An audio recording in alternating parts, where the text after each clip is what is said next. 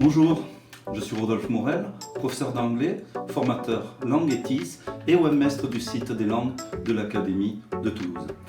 Je vous invite aujourd'hui pour une courte visite sur le site forvo.com qui va se révéler très utile si l'on veut faire un peu de prononciation et de phonologie avec nos élèves.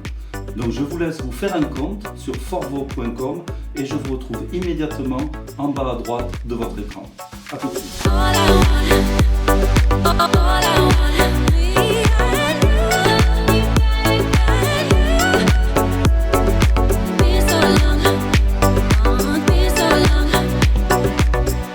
Je suis donc sur le site Forvo.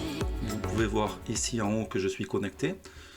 Et donc je vais chercher la prononciation d'un mot. Alors pour tester, juste je vais par exemple chercher la prononciation de interesting. Donc ici je n'ai qu'une seule langue. Et donc si je clique sur English, je peux voir que j'ai 32 prononciations faites par des locuteurs natifs comme vous et moi. Et donc voilà, ici j'ai la prononciation de interesting en anglais américain. Interesting. Interesting. Interesting. Interesting. Voilà, différentes prononciations. Interesting. Ah, celle-là est intéressante parce que l'accent tonique ne tombe pas au même endroit. Interesting. Voilà, etc., etc. Et je vais trouver un petit peu plus bas la même chose, mais en anglais britannique. Interesting. Interesting. Interesting. Voilà. Alors, le très gros avantage de ce site, c'est que lorsqu'on a un compte, on peut, en cliquant sur la flèche, télécharger le mot et on va le retrouver dans ces téléchargements au format MP3. Voilà.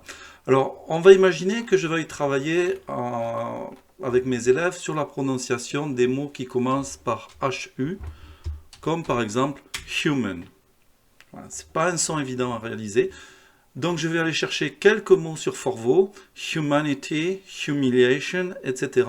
et préparer tout simplement un fichier MP3 que je vais mettre à disposition dans l'ENT. Alors, je travaille de mon côté, je vous laisse faire la même chose et on se retrouve après pour la mise en ligne du fichier.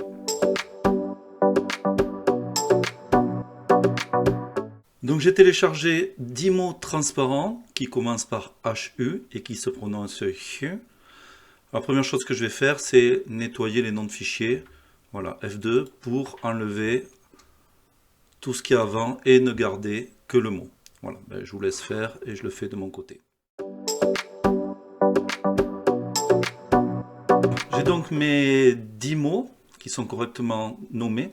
Et donc je vais vous montrer une méthode très très simple pour très vite avec Audacity réaliser une seule piste avec tous ces mots. Donc je vais tous les sélectionner. Je vais ouvrir Audacity et je vais glisser tous mes mots dans Audacity. Alors, petit souci, c'est qu'ils sont les uns sous les autres. Donc c'est pas exploitable comme ça, naturellement. Donc c'est pas bien grave, vous allez voir, ça va aller vite. Je vais prendre ma deuxième piste et je vais la mettre à côté de la première en veillant bien à laisser un petit blanc entre les deux. Voilà, sinon ça ne va pas être très agréable à écouter. Je peux maintenant supprimer ma deuxième piste. Je prends ma troisième piste, je la sélectionne et je la déplace là-haut. Voilà. Je finis à super vitesse pour pas trop vous retarder et on se retrouve dès que c'est fini.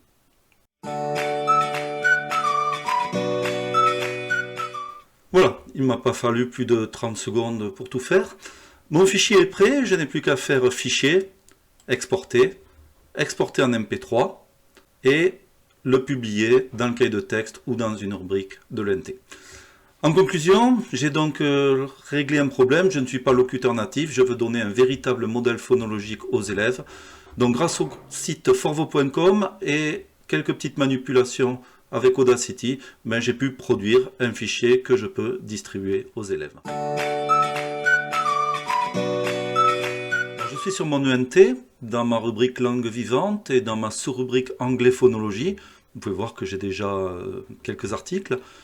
Et donc je vais créer un nouvel article et donc je vais l'appeler Words Starting with HU. Voilà. Je vais donc cliquer sur l'icône Ajouter un fichier audio ou vidéo. Voilà. Sélectionner les fichiers. Donc je vais aller chercher mon fichier dans le bon répertoire. Voilà, il est là. Et insérer au média. Je vais ajouter un titre et une consigne. Voilà. Écoutez les mots suivants, écrivez-les sur votre cahier de bouillon par exemple, ajoutez l'accent tonique, vérifiez sur Word Référence et entraînez-vous à répéter ces mots par exemple. Voilà. Je vais enregistrer mon article. Voilà. Donc mon article est enregistré dans une rubrique pérenne de l'ENT. Il est donc là jusqu'à la fin de ma carrière si nécessaire. Voilà, j'espère que ce tutoriel sur Forvo et sur la publication d'une piste audio dans l'ENT vous aura été utile et vous encouragera à faire la même chose avec toutes les difficultés phonologiques que vous souhaitez travailler avec vos classes. À bientôt pour le second épisode de cette série.